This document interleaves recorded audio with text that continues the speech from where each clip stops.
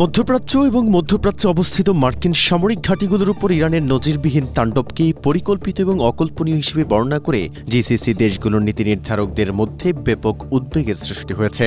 সংযুক্ত আরব আমিরাত প্রেসিডেন্টের কূটনৈতিক উপদেষ্টা আনোয়ার গারগাশ দুবাইয়ের এক অধিবেশনে দাবি করেছেন যে ইরানের এই ভয়াবহ আগ্রাসন কোনো ক্ষণস্থায়ী প্রতিক্রিয়া নয়, বরং এটি একটি সুদূরপ্রসারী ও পূর্ব পরিকল্পিত সামরিক কৌশল।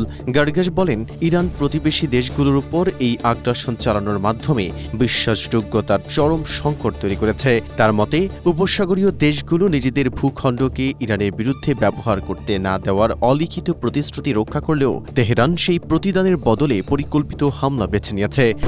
স্ট্রবেরি সুপার ডটেড ও ক্লাসিক ভ্যারিয়েন্টে সেন্সেশন জাগুক শিহরণ। তিনি সতর্ক করে বলেন, ইরানের পারমাণবিক অস্ত্র না থাকা সত্ত্বেও পরাশক্তির মতো আচরণ করছে, আর যদি তারা এটি অর্জন করে তবে পরিস্থিতি কোন দিকে মোড় নেবে তা চিন্তার বিষয়। গারগাশ মনে করেন, চলমান এই সংঘাত মধ্যপ্রাচ্যে কয়েক দশকব্যাপী আস্থার ঘাটতি তৈরি করবে এবং এই বিপর্যয় কাটিয়ে ওঠা অত্যন্ত কঠিন হবে। ইরানের এই অভাবনীয় ও শক্তিশালী সামরিক সক্ষমতা প্রদর্শন এখন পুরো উপসাগরীয় অঞ্চলের নিরাপত্তা ও রাজনৈতিক জোটগুলোকে নতুন করে ভাবিয়ে তুলেছে।